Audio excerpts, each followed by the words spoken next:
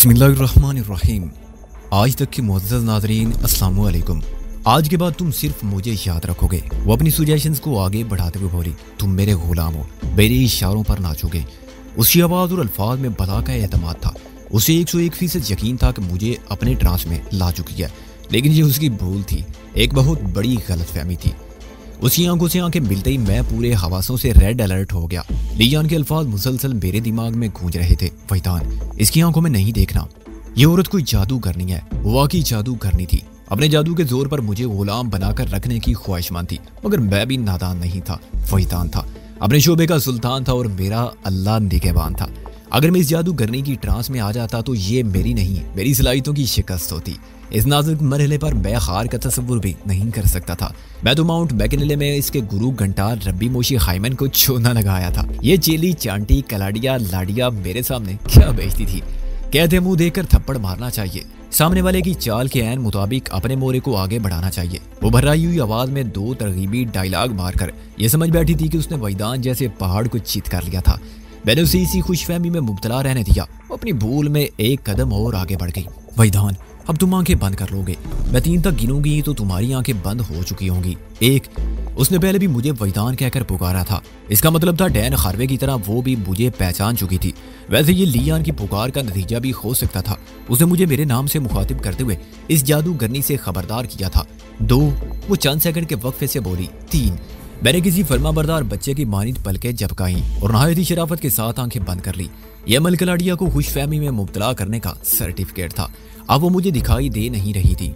मैं उसके शादाब बदन को अपने सीने पर सवार महसूस कर रहा था। कोई मुझे इस हालत में देखता तो यही समझता मैं कोई बहुत बड़ा जखीरा अंदोज हूँ, जिसने हुस्न और जवानी के एक अजीमुशान जखीरे को अपने कब्जे में कर रखा है। कलाड़िया का सरापा मेरी यादाश्त में इस दौर छप गया था कि तसव्वुर की आंख से देखने के लिए मुझे उसके खदो खाल को याद करने की जरूरत ना थी। मैंने ज़ाहिरी आंखें बंद रखते हुए बातनी आंख का स्विच ऑन किया तो उसका मलकूती हुस्न मेरी निगाह में फैल गया। उसी वक्त वो थोड़ा सा कसमसाई और मेरे सीने से उतर गई। फिर मुझसे एक कदम के फासले पर खड़ी होकर मुझे देखने लगी। उसकी आंखों में मुझे इत्मीनान और कामयाबी के आसार नजर आए। अपनी दानिश में वो मुझे महकूम बना चुकी थी। उसने मुझ पर एक तहकीर अमेज निगाह डाली और आगे बढ़ गई। वो बड़े मुतमईन अंदाज में चलते हुए कमरे के दरवाजे तक पहुंची तो मैंने जमीन पर लेटे लेटे आंखें बंद रखते हुए नहायत ही पुरसुकून लहजे में उसे पुकारा। कलाड़िया, तुम तो रिलैक्स होकर जा रही हो, मुझे कौन इत्मीनान दिलाएगा। वो इस तरह उछलकर मुड़ी जैसे अचानक उसका हाथ बिजली के नंगे तार को छू गया हो। वो बड़ी तेजी से मेरे करीब पहुंची और फटी हुई आंखों से मुझे देखने लगी। उसी वक्त मैंने आंखें खोल दी और एक झटके से उठकर खड़ा हो गया। इस वक्त मेरे होंठों पर बड़ी जहरीली मुस्कुराहट सजी हुई थी। उसकी हालत ऐसी थी जैसे उसने क़यामत से पहले क़यामत देख ली हो। कुछ था तुम? वो हैरत की शिद्दत से हकला उठी। मैंने कहा, यकीन नहीं आ रहा ना, मगर तुम तो वो अपनी बात मुकम्मल ना कर सकी। शायद तुम्हारे रब्बी ने तुम्हें ये नहीं बताया कि वैदान किस तूफान का नाम है। मैंने तंजिया लहजे में कहा। मैंने कहा ना, तुम्हारा खेल खत्म हो गया। अब मैं खिलाड़ी और तुम तमाशाई हो। बताओ, तुम लोगों ने मेरी साथी को इस बंगले के किस कमरे में बंद कर रखा है? कलाड़िया की सलाहियतों को देखकर बैक लम्हे में समझ गया कि साहिल आजकल इसी सायरा की त्रिसम में गिरफ्तार थी और उसके ज़हन से बुंदील कुड़ वाली इबादतगाह के तय खाने वाला राज भी इसी सायरा ने निकाला होगा। कलाड़िया ने मेरे सवाल का जवाब देने की बजाय मुझ पर हमला कर दिया। उसी वक्त मुझे अंदाजा हुआ कि वो मार्शल आर्ट से भी गहरी वाकफियत रखती थी। उसे देनी और जिस्मानी दोनों तरह की सलाहियतों पर उबूर हासिल था। कोई और फारिग मौका होता तो मैं फाइट को तूल देकर भरपूर इंजॉय करता। इस वक्त मुझे बड़ी शिद्दत से साहिल की तलाश थी। मैंने अब तक जितने कमरों में झांका था वहाँ वो मुझे कहीं दिखाई नहीं दी थी। कलाड़िया की जबान खुलवाने के लिए उसे बेबस करना बहुत जरूरी था और उसे बेबस करके अपने बस में लाते हुए मुझे फूंक फूंक कर हाथ पांव को इस्तेमाल करना पड़ रहा था। यह अमल जो भी हथौड़े की मदद से कांच की दीवार में आहनी बेख ठोंकने के मुतरादिफ था। उसका अंग अंग दस्ते कुदरत की सदाई का मुंह बोलता शायकार था। लगता था खालिक ने उसे बनाने के बाद वो सांचा ही तोड़ डाला था। उसके पुरगुरूर जिस्मानी खतूत को हाथ पांव की बेरहम ठोकरों से बिगाड़ना एक अजीम गुनाह था। ये कुछ मैं ही जानता था। 10 मिनट की कड़ी आजमाइश के बाद मैंने कलाड़िया को किस तरह जेर किया। जब वो पूरी तरह मेरे काबू में आ गई तो मैंने बेडशीट में से 2 लंबी लंबी पट्टियां फाड़ी। एक पट्टी में से मैंने उसकी आंखों को डांप कर अच्छी तरह कसकर बांध दिया। दूसरी पट्टी की मदद से मैंने उसके दोनों हाथ पुश्त पर ले जाकर बहम पेवुस करके बड़ी मजबूती से जकड़ दिए। अब वो इन हाथों की मदद से आंखों वाली पट्टी नहीं खोल सकती थी। उसके बाद मैं कलाड़िया को किसी असेर की मानिंद धकेलते हुए उस कमरे में ले आया जहां लियान को डैन खारवे के साथ निमर्द आदमा छोड़ गया था। उस कमरे में कदम रखते ही मुझे एक जोरदार धक्के का सामना करना पड़ा। लियान तोप में से निकले किसी गोले के मानिंद आकर मुझसे टकराई थी और उसे इस तरह फेंकने वाला डैन खारवे था। मैंने लियान को संभाला और तेज लहजे में कहा, तुम कलाड़िया को देखो, मैं इस सूरमा से निमटता हूँ। डैन हार्वे कलाड़िया की हालत जार देखकर बुरी तरह चौंका और अगले ही लम्हे उसने मुझ पर हमला कर दिया। उसने हवा में परवाज करते हुए मुझे फ्लाइंग किक मारना चाहिए। मैं एकदम नीचे बैठ गया। वो मेरे ऊपर से फ्लाई करते हुए खुले दरवाजे से बाहर कॉरिडोर में पहुंच गया। मैंने खड़े होते ही पलट कर उसकी तरफ देखा। उसने कलाड़िया की तरह फरार होने की कोशिश नहीं की। वो अपने कदमों पर आते ही वापस मुड़ा। इसी दौरान में मैं भी कॉरिडोर में निकल आया था। फिर हमारे दरमियान बाकायदा मार्शल आर्ट्स की टेक्निक्स का तबादला होने लगा। लिया ने उसकी अच्छी खासी दुर्गत बना दी थी, ताहम वो उस पर पूरी तरह काबू पाने में कामयाब नहीं थी। लियान को एक नजर देखते ही मैंने बांप लिया। डैन हार्वे भी उसे ठीक ठाक नुकसान पहुंचा चुका था। दोनों तरफ टूट फूट का तनासब बराबर ही था। हार्वे मार्शल आर्ट से बाखूबी आगा था, लेकिन मैंने इस मरहले में चंद आजमूदा कार शॉर्ट्स कट्स इस्तेमाल करके उसे जमीन चाटने पर मजबूर कर दिया। लिया ने उसे अच्छा खासा थका दिया था, लिहाजा वो मेरे धुआंधार हमलों के सामने ज्यादा देर मुजाहमत न कर सका। मैंने उसे पाँव की ठोकरों में उड़ाते हुए कलाड़िया के पास पहुंचा दिया। लियान ने लेडी पिस्टल लिबास में से निकालकर कलाड़िया को गन पॉइंट पर रख लिया। कलाड़िया और डैन हार्वे पर काबू पाकर हमने गोया इस बंगले पर तसल्लुत जमा लिया था। इस बंगले में अगर उनका कोई और हिमायती मौजूद होता तो अब तक जरूर सामने आ जाता। हालात पूरी तरह कंट्रोल में आ गए तो मैं एक कुर्सी खींचकर हार्वे के करीब बैठ गया। लियान समझ गई कि मैं क्या करने का इरादा रखता हूँ। वो एक कदम पीछे हटकर रेड अलर्ट होगी। उसने खतरनाक नन्हे पिस्टल को इस अंदाज में थाम रखा था कि अगर इन दोनों में से कोई भी एफिशिएंसी दिखाने की कोशिश करता तो वो बेदरीग इस कोशिश को नाकामी का मुंह दिखा देती। मैंने अपनी पिंडली पर बंधे हुए प्यास से खंजर को उसके केस में से निकाला और बड़े खतरनाक अंदाज में खौरवे की आंखों के सामने लहराते हुए पूछा, साहिल कहाँ है? मेरे लहजे में इस दर्जे की सफाकी मौजूद थी कि उसका चेहरा मुतगय्यर हो गया। उसने कुछ कहने के लिए मुंह खोलना चाहा, लेकिन उसके लब थर थरा कर रह गए। वो परेशान नजर से मुझे देखने लगा। मैंने उसकी वहशत में इजाफा करने के लिए खंजर की नोक को उसकी पेशानी पर दोनों आंखों के बीच रखा और कहा, डैन हार्वे, मेरे पास वक्त कम है। मुझे इस बंगले का एक एक कोना झांकने की जहमत ना दो। इसके बदले में तुम्हें जिंदा रहने का मौका फराहम कर सकता हूँ। बताओ, मेरी साथी को तुमने किस कमरे में बंद कर रखा है? वो यहाँ नहीं है। वो खौफजदा अंदाज में हकलाया। मैंने खंजर की नोक को एक हद तक उसकी पेशानी में गड़ाया और फुंकार से मुशाबा आवाज में कहा, इसका मतलब है तुम जबान बंद रखकर मौत को गले लगाने का फैसला कर चुके हो। तकलीफ की शिद्दत ने उसके चेहरे के नकूश को बुरी तरह बिगाड़ दिया। वो कराते हुए बोला, तुम मेरी बात का यकीन करो कि साहिल यहाँ नहीं है। उसकी बात अधूरी रह गई। उसके साथ ही उसके हल्क से एक करबनाक आवाज खारिज हुई। मैंने मेकान की अंदाज में उसकी पेशानी पर एक चरका लगा दिया था। उसकी हालत दीदनी थी। मैं तुम्हारी बात का यकीन नहीं कर सकता हार्वे। मैंने दोबारा खंजर को उसके चेहरे की जानिब बढ़ाते हुए कहा, साहिल इसी बंगले के किसी बेडरूम में बंद है। ऐसा बेडरूम जिसमें 0 पावर का बल्ब चल रहा है।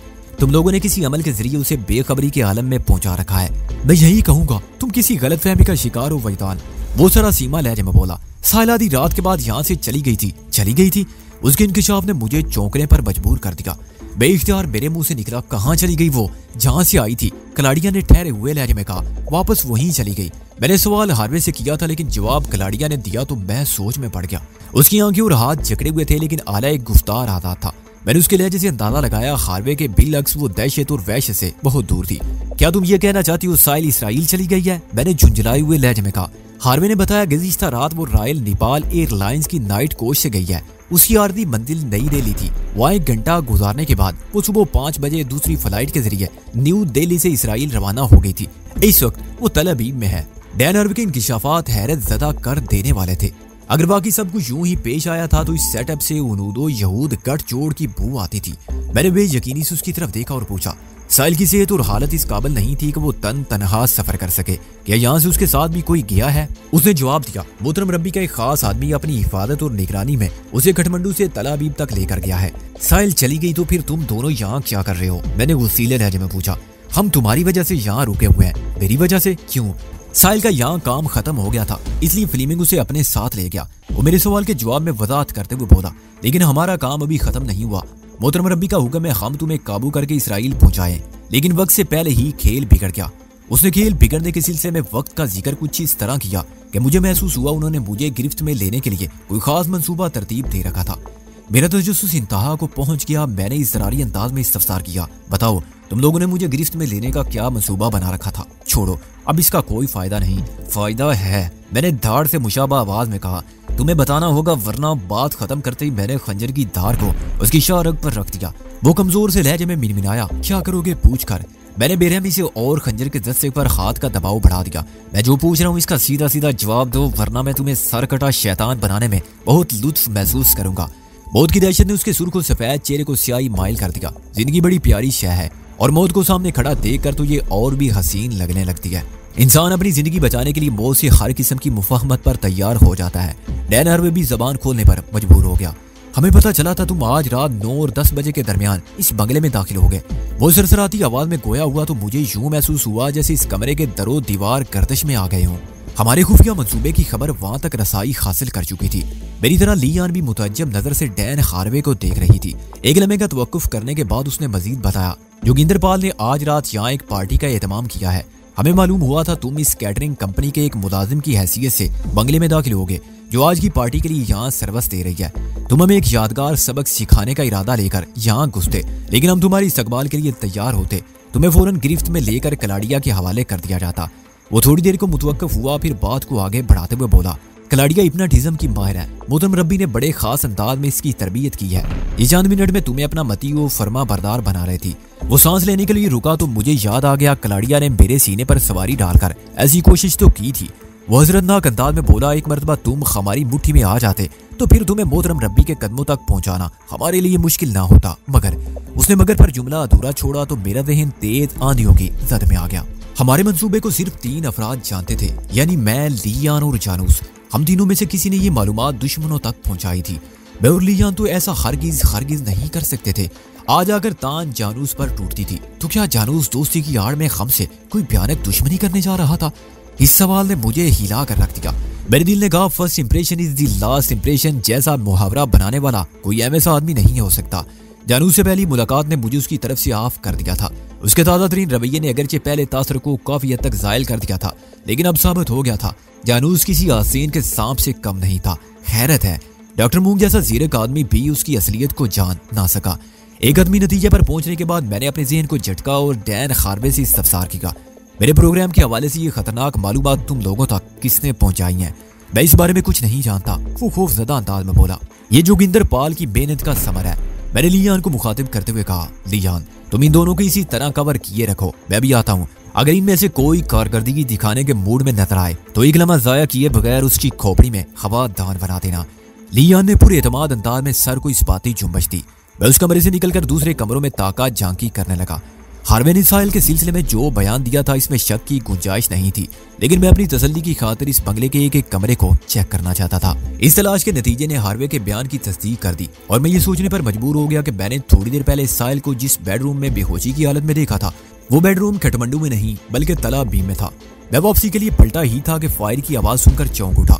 گولی چلنے کی آواز اسی طرف سے آئی تھی جہاں لیان نے ہاروے اور کلاڑیا کو گن پوائنٹ پر لے رکھا تھا۔ فائر کی آواز کا ایک ہی مطلب تھا اور وہ یہ کہ ان دونوں میں سے کسی کے ذہن میں کارکردگی دکھانے کا کیڑا نکل آیا تھا۔ میں مذکورہ کمرے میں پہنچا تو ہاروے کو فرش پر چت پڑے دیکھا۔ اس کا ذریعہ بدن جان کنی کی رخصتی پر جھٹکے لے رہا تھا۔ ہاروے کے لباس کو سینے پر سے سرخ دیکھ کر میں جان گیا کہ لیان نے اس کے دل کو چھیڑ ڈالا تھا۔ یہ اس کی آنکھوں والی پٹی کھولنا چاہتا تھا۔ لیان نے کلاڑیا کی جانب اشارہ کرتے ہوئے صورتحال کی وضاحت کی تاکہ یہ اپنی آنکھوں کی مدد سے تمہیں ٹرانس میں لے لے۔ میں نے زہریلے لہجے میں کہا۔ ہاروے کے جسم نے 1-2 جھٹکے کھائے اور ٹھنڈا ہو گیا۔ لیان نے تشویش بھرے لہجے میں کہا، ویدان تمہارا چہرہ بتا رہا ہے اس بنگلے میں ساحل تمہیں کہیں نہیں ملی۔ تم فیس ریڈنگ میں غلطی نہیں کر رہی ہو، ہمیں فوراً یہاں سے نکل جانا چاہیے، وہ اضطراری انداز میں بولی۔ میں نے کہا، بالکل ہم نکل رہے ہیں، پھر کلاڑیا کی طرف اشارہ کرتے ہوئے اضافہ کیا، اس ناگن کو بھی ہم اپنے ساتھ لے کر جائیں گے، یہ سینے پر سوار ہو کر اپنی زہرناک آنکھوں سے ڈستی ہے۔ تم لوگ بڑا خطرناک کھیل کھیل رہے ہو، کلاڑیا نے دھمکی دینے والے انداز میں کہا۔ رسی جل گئی مگر بل نہیں گئے، میں نے تنزیہ لہجے میں کہا۔ اس سنگین ڈرامے میں تمہارا کردار پورا ہو گیا، اب کس بل بوتے پر دھمکا رہی ہو؟ تم اپنی صلاحیتوں سے دوسروں کو زیر دام لاتی رہی ہو، میں تمہیں بتاؤں گا کہ دام کیا ہوتا ہے اور اسے زیر و زبر کیسے کیا جاتا ہے۔ ایک سانس کا توقف دے کر میں نے شفاف لہجے میں اپنی بات کو آگے بڑھایا۔ کلاڑیا، ہم خطروں کے کھلاڑی ہیں، افسوس کہ تمہارے ساتھ کسی پرسکون ماحول میں بیٹھ کر اکڑ بکڑ بمبے بو نہیں کھیل سکتے۔ پتہ نہیں میری بات اس کی سمجھ میں آئی کہ نہیں، وہ جھنجھلائے لہجے میں بولی، تم جو کچھ کر رہے ہو اس کی تمہیں بڑی بھاری قیمت چکانا پڑے گی۔ اس سے قبل کہ میں کلاڑیا سے قیمت کے بارے میں کوئی استفسار کرتا، مجھے اپنی بائیں ران میں تیز تھرتھراہٹ محسوس ہوئی۔ میں نے موبائل فون کو جینز کی اسی جیب میں رکھا تھا، یقیناً اس سیل پر کسی کی کال آ رہی تھی۔ سیل کا سائلنس مجھے باخبر کر رہا تھا۔ میں نے موبائل کو جیب سے نکالا اور ڈسپلے پر جانوس کا موبائل نمبر دیکھ کر چونک اٹھا۔ اسی لمحے میرے دل و دماغ سے شدید نفرت کی ایک لہر اٹھی اور میں نے یس کا بٹن دبا کر سیل کو کان سے لگا لیا۔ ہیلو، میں نے آواز کو حتی الامکان معتدل رکھتے ہوئے سپاٹ لہجے میں کہا۔ فیضان، تم کہاں غائب ہو یار؟ اس نے منافقانہ بے تکلفی کا اظہار کرتے ہوئے کہا ابھی میری کاشانوک سے بات ہوئی ہے، اس نے بتایا ہے تم ابھی تک واپس فلیٹ پر نہیں پہنچے، تم لوگوں کے لیے وہ بڑا فکر مند ہے۔ ہمارے لیے فکر مند ہونے کی کسی کو ضرورت نہیں ہے، میں نے جذبات سے آری لہجے میں کہا، ہم جہاں بھی ہیں خیر و عافیت سے ہیں۔ یہی تو میں جاننا چاہتا ہوں، تم اس وقت کہاں ہو؟ جاننا چاہتی ہوں یا تصدیق کرنے کے لیے فون کیا ہے؟ تصدیق کیا مطلب؟ کاش اس وقت میں تمہارا منافقانہ چہرہ ملاحظہ کر سکتا۔ میں نے ہر مسلط کو بالائے طاق رکھتے ہوئے کہا تم نے اپنے جن دو سادہ لباس بندوں کو جوگیندر پال کے بنگلے کی نگرانی پر مامور کر رکھا ہے، انہوں نے تمہیں کچھ نہیں بتایا؟ وجدان تم بد اعتمادی کی باتیں کیوں کر رہے ہو؟ اس کے لہجے میں اگرچہ خفگی شامل تھے، لیکن مجھے یہ محسوس کرنے میں کوئی دشواری پیش نہ آئی کہ وہ خفگی سراسر مصنوعی تھی۔ میں نے اس کے سوال کا جواب دیتے ہوئے کہا اعتماد اور بد اعتمادی کے چکر میں نہ پڑو، یہ چیزیں بہت پیچھے رہ گئی ہیں۔ یہ بتاؤ اس وقت تم کہاں ہو؟ وہ جھوٹ کا عظیم الشان مظاہرہ کرتے ہوئے بولا میں اس وقت بھیم سین ٹیمپل کے قریب اپنے ایک دوست کے پاس بیٹھا ہوں۔ میں نے آنکھیں بند کی اور تصور کے گھوڑے کو ایمرجنسی دوڑ میں ڈال دیا۔ جانو سے بات کرتے اس کا سراپا میرے تصور میں زندہ تھا۔ رکش خیال تھرڈ آئی کے دروازے سے جیسے ہی نکلا، اس کا اگلا قدم منزل پر تھا۔ میری باطنی آنکھ نے مجھے جانوس کے ماحول میں پہنچا دیا اور اسی وقت میں نے اس کی درو گوئی پکڑ لی۔ جانوس سرخ رنگ کی ایک اسٹیشن ویگن میں سوار تھا اور وہ ویگن اس وقت مین روڈ کو چھوڑ کر بڑے رف انداز میں شیوالی اسٹریٹ میں داخل ہو رہی تھی۔ شیوالی اسٹریٹ بھیم ٹیمپل سے میلوں دور لازم پتھ کے علاقے میں واقع تھی اور دلچسپ بات یہ کہ اسی اسٹریٹ پر جوگیندر پال کا بنگلہ نمبر J200 واقع تھا جس کے اندر ہم موجود تھے۔ میں نے آنکھیں کھول دی اور جانو سے کہا تم اپنے اسی دوست کے پاس بیٹھے رہو، میں نارا دیوی کے مندر کے پاس سے گزر رہا ہوں۔ دریائے وشنو متی کو کراس کر کے میں بھی تمہارے پاس پہنچتا ہوں۔ Wish you bad luck mister منوز۔ بات ختم کرتی میں نے سیل کو آف کر دیا۔ لیئے نے یہ تمام تر گفتگو سنی تھی اور حالات کی سنگینی کو پوری طرح محسوس کر رہی تھی۔ اس نے بھی اپنی جیب میں سے موبائل فون برآمد کیا اور میری تقلید میں اسے آف کر دیا۔ اس کے بعد ہم کلاڑیا کی جانب بڑھ گئے۔ کلاڑیا کی آنکھوں پر میں نے ایسی مضبوطی سے پٹی باندھ دی تھی کہ وہ کچھ بھی دیکھ نہ سکتی تھی۔ اس کے ہاتھ بھی پشت پر جکڑے ہوئے تھے۔ میری کوشش تھی کہ ہم جانوس کے وہاں پہنچنے سے پہلے بنگلے سے نکل جائیں۔ وہ بنگلہ شیوالی اسٹریٹ کے آخری کنارے پر واقع تھا۔ ہمارے پاس فرار کے لیے صرف 2-3 منٹ ہی تھے۔ جانوس میرے سامنے بے نقاب ہو چکا تھا۔ اب اس بات میں کسی شک و شبے کی گنجائش باقی نہیں رہی تھی کہ ہمارے ملک کے سیاست دانوں کی طرح جانوس اور جوگیندر بھی ایک دوسرے کے حریف ہونے کے باوجود آپس میں مل گئے تھے۔ جانوس نے ہمیں جس جہنم میں پھینکنے کا منصوبہ بنایا تھا، اس سے جانوس جوگیندر گٹھ جوڑ کی ساری حالت کھل کر سامنے آ گئی تھی۔ جانوس ہمارے انتہائی قریب پہنچ چکا تھا۔ یہ ممکن نہیں تھا اس نے جوگیندر کو ان حالات سے باخبر نہ کیا ہو۔ ہمارے سامنے بیک وقت کئی محاذ کھلنے والے تھے۔ میری چھٹیز نے فضا میں پھیلی ہوئی بارود کی مہلک بو کو پیشگی محسوس کر لیا۔ میرا وجدان چیخ چیخ کر مجھے مطلع کر رہا تھا۔ ایک بڑی خون ریزی کا آغاز ہوا جاتا ہے۔